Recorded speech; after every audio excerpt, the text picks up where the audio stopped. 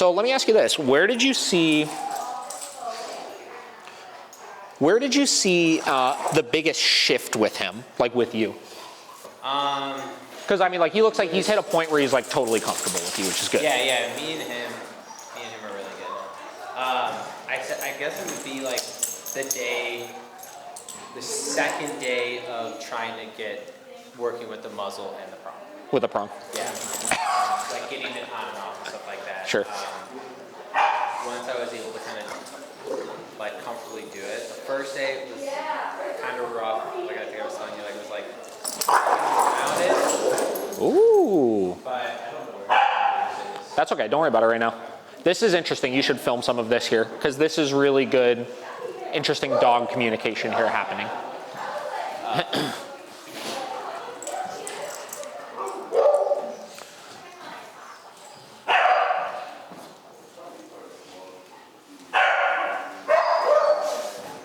But you said that second day. Do you think, like, is he pretty motivated in his sessions with you?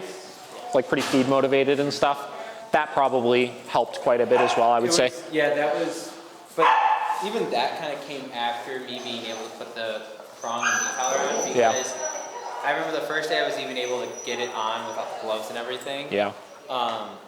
He was still very active to my hand coming up to his face toward him. So that was when I was able to start giving him food, I was working beds with the prong. Yep. And I was showing him the food in my hand, and then I was like putting it down in like the corner of the bed and letting him eat it. And then he was like, got comfortable with taking it with my hand. Yep. Cool. You've really done a great job with him. I mean, he looks really good. So yeah, we'll, as soon as we finish doing some social and stuff, we'll do a session and we'll see what we could do to kind of keep him moving along. All right, so basically what's going on here is Kevin, who is obviously one of our board and trains who's been here maybe 2 weeks, 2.5 weeks, something like that. He's coming out of his shell now. He came here with a lot of aggression issues and stuff. And as he's opening up in socialization and getting more pushy with the other dogs, you can tell a lot of them are really off-put by that energy. A lot of them are, because he's coming in so hot because he doesn't understand these boundaries because they haven't really been able to socialize them super effectively. He's pushing on them in ways that they don't like, and they're letting him know to back off. And what we're doing is we're allowing some of this to happen because we know the other dogs that we have out right now are stable enough to communicate these boundaries effectively in a way that he's going to understand, right? So a lot of training philosophies are developed around the concept of we need to create those boundaries at all times, right? We need to set the tone of what's expected and what's not expected to make sure that he's not pushing too much on anybody else, right? But if our goal is to micromanage our dogs as little as possible, then hypothetically speaking, what we should do is we should allow the dogs to do it so that they're not dependent on us to set those boundaries and they can start to read each other's cues. Now, this kind of contradicts myself a little bit because just a few minutes ago when I was having that phone call with the lady thinking about adopting a dog, I was telling her when it came to the food, right, that we can't let them communicate those boundaries. She was talking about how our one dog would go butt the other one away from his food bowl and, the other dog would kind of submit to that, et cetera, et cetera. And the reason why that situation is not okay, but a situation like this is okay, is because resources cloud things. So food, toys, affection, things like that. If those things are present while the socialization is happening, it throws everything off. Where right now, they're socializing freely without any of that kind of stuff. So it's solely based on them developing a relationship with each other without any outside variables. Bed. No. Bed. A couple things. One, we're going to start working at a little more corrective of a level for this. Okay. So why don't you increase that level a little bit? Yeah. Two, I want you when you're working these now, because it sounds like you've done bed stays, you've done down stays, stuff like that, jump right into your duration with them. Okay, cool. Okay. Bed.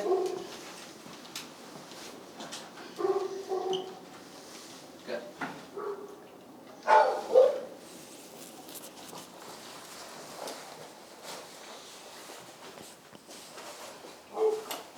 No. Bed. That level was much better, slightly higher though still.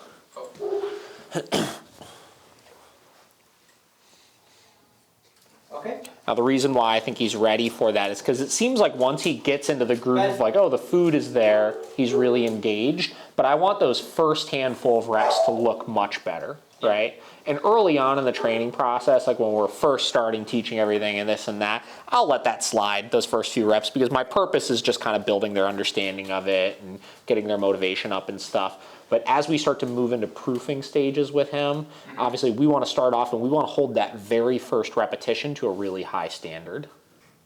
Good. Yeah, and again, like we had talked about, because of how bad he came in, like our initial goal was like, fuck all that stuff. Right. Let's just get him really liking us, and get past these issues, But now that he's like pretty much completely past that, at least with you, now we're kind of at the stage where we start treating him like we would any other dog, right? And kind of some of the nonsense and everything, making sure that that balances out, because that's really how all of this comes together, right? I mean, you get a dog, and most of the time, he had this relationship with his owners, right? But because the owners didn't have that degree of control over him and kind of respect out of him over those little things, that's how it progresses to the issues they were having, So we could, as trainers, fall into this trap of, we get the dog really good with us and we get the dog really comfortable with us, right? But we don't push that envelope. So we create the same issues with ourselves that the owner had, right? Yeah, we start seeing that kickback and stuff too. Yeah, and we see that a lot with like positive only trainers and stuff. For so many people call us that have dogs with aggression issues, they'll be like, yeah, I worked with this positive only trainer, or I just worked with this balance trainer, right? And they did a bunch of food stuff with the dog, and the dog loved them. Every time they saw them, they got so excited and this and that, right? Yeah. But they still had issues, right? Because it ultimately didn't solve the issue, right? Because it was almost like we get comfortable with them. Oh, well, they like us, so we have that huge improvement. But it's 100%. Now that we work through that, we develop that relationship to then work through the problems, right? And that's why he wound up needing longer. That's why you get some dogs that need those 5 weeks, is because we need the time to develop the relationship before we could actually do most of the training. Exactly. Maybe like it's something where he was laying down or whatever, and he wasn't moving. Yep. I'm doing it 2-3 times, and he kind of like rolls over something, or like kind of gets up, like he was kind of doing where he's like rolling in my direction, but he wasn't really getting up. Is that something that I can allow a little bit more time because there's full movement? So you just have to calibrate in your head what the expectation is as far as when am I gonna back off on this correction here, right? So if my expectation initially is I just want to see him start moving towards me, right? Yeah, I'm gonna as soon as I start getting that hint of him thinking about trying something else, that's when I'll back off on that correction. Working, let's try this. Exactly. Right? And then there wasn't the commitment to it necessarily. Correct. So A little bit more time and follow the correction. And with that approach too, you could actually keep your level a little lower for it, right? As opposed to increasing each correction, right? With the expectation, we're relying more on the consistency of the correction coming than we are on the motivation increasing, Okay. Come. Good. Okay. Come. No. Come. Perfect. And because we worked through that last repetition, he's like, I know when this happens, this is what I need to do, right? Yeah. We see that all the time in one-on-one sessions, like when we're teaching come, the dog almost 100% of the time at some point will try to park themselves under the owner's chair, right, when we fade that leash out. And it's the same deal where we have to sit there, and there's times it's like 10 corrections in a row, 12 corrections in a row. And again, it's not necessarily increasing that level, it's just the consistency of it coming. And every single time after that one repetition, they're so much freaking better with it, And that's where you get into like everybody wants the off-leash reliability, right? Unfortunately, if you don't ever experience hurdles and you don't experience like those difficult moments like that, where the dog needs to consciously make the decision of like, oh, okay, I know this isn't going to stop. I know this is with 100% certainty. I guess just because I haven't worked with this too much, that's why I haven't really corrected anything yet. I would not have corrected for any of that regardless. And honestly, even on those, see where you're making those turns. Don't make those turns. Just keep walking in your path and see if he adjusts himself or he commits to making that mistake. Because what you're kind of doing with those turns is you're almost stopping him from making the mistake before he actually makes it. Okay. So like, if he gets, so he's usually doing it now. So Yeah, so keep, nope, keep walking. I'll tell you where to correct him. Okay. I just want to see what he's going to do when you keep walking here. Okay.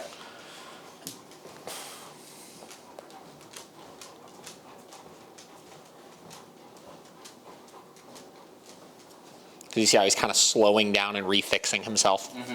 Now try to avoid, it looked like right there when he started to get ahead, you sped up to almost like stop him from making a mistake. Keep your pace a little slower here so you can really see those nuances.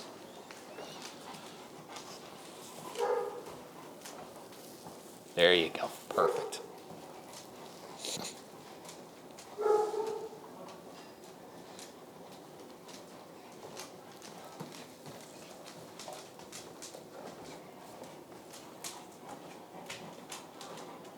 There we go. See, he keeps fixing himself, so that's good.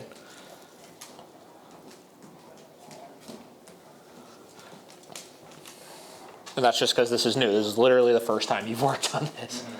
So it's going to take him a little bit to figure it out.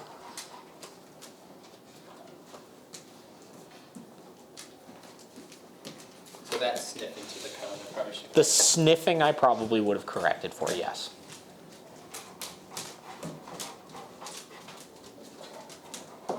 Because you see he's shifting from like training time to he's getting more into like a playtime mode. Yes. Which again, he's still in your space, which is fine, but Right. I anticipate very soon he's going to make a mistake. Yes.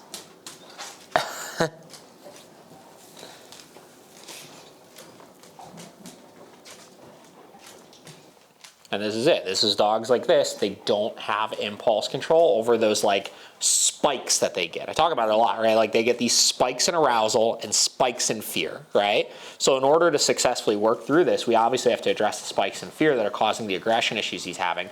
But those spikes in arousal are equally as important, right? Dogs that'll just slingshot in one direction of the emotional spectrum will always slingshot in the opposite direction as well, you know? And it's interesting, you could see just over the course of that entire follow right there, all of those different emotions. He started off unsure of what was expected out of him. Then he got confident in what he was doing and did really well with it. Then he got too confident and too playful with it. Then we corrected him for it and he went back down to a moderate level with it. So now we'll see, once we give him a second here to chill, when you go to do this again, what it looks like.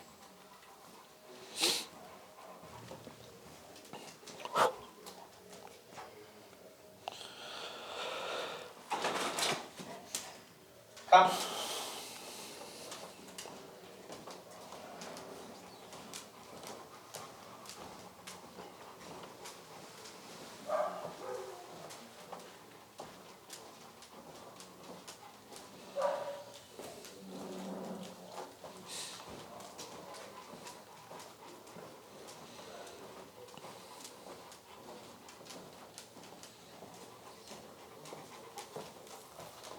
Hell yeah. Looks really good. So follow, that's cool. We worked through a lot of good stuff with that there. Commands look pretty good. So this next step here, now that you've developed this relationship with him, we need to start really testing him, you know? So next, what I would start doing with him is downstays in the lobby while people, like honestly, look for the busy opportunities and stuff when we have lessons coming in and everything, and go put a bed in the lobby and do a long bed stay with him. 20-minute bed stay as like one session with him. Because you could do that realistically. Like once you're at this stage, if you want to have a whole session be a really long bed stay, like down there, like around a lot of distracting shit, that's going to be really productive for him, you know? Yeah. So try to do some stuff like that with him. And if you haven't already, definitely get him out somewhere else soon. Okay. Hey. This is where, again, we got to start generalizing this stuff a little bit here.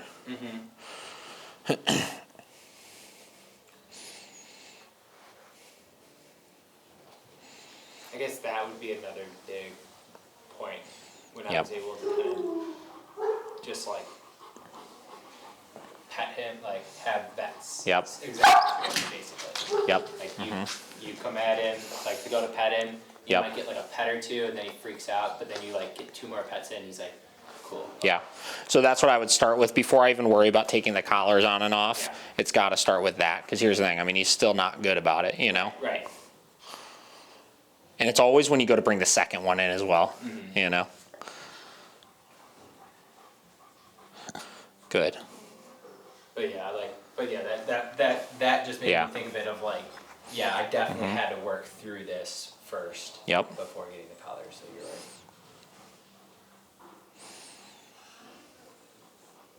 Good job, buddy.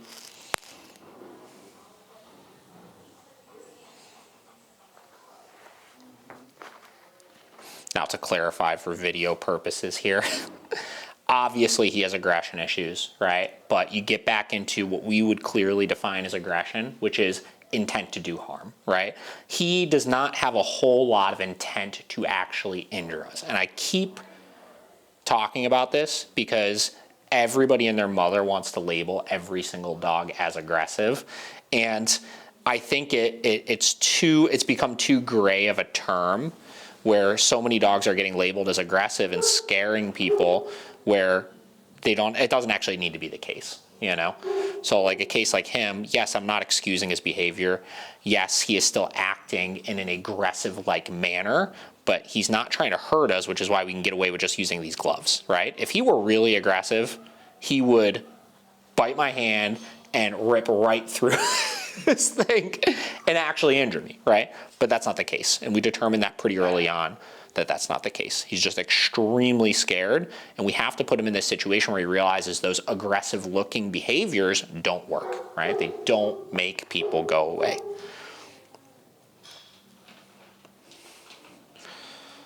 Good. Come on, bud. Let's go.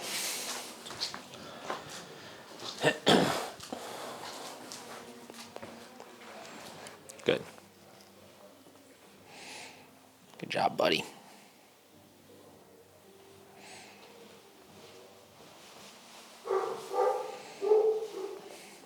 Okay.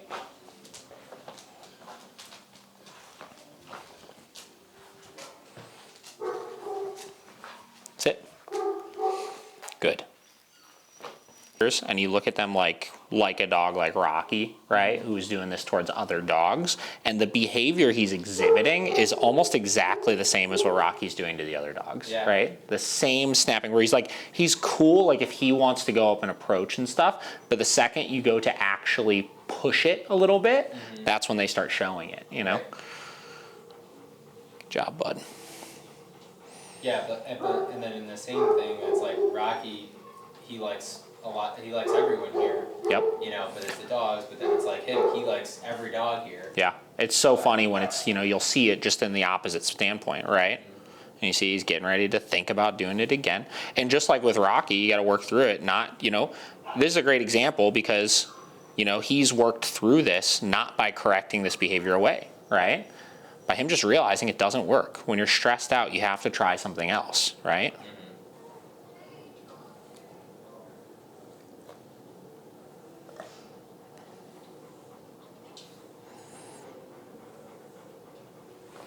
Come on, bud. All right, you can put them away. All right. So we'll keep needing to generalize that, obviously. Yeah. I'll try to do some sessions with him and stuff. But you're doing really well with him, so keep that up. Appreciate it.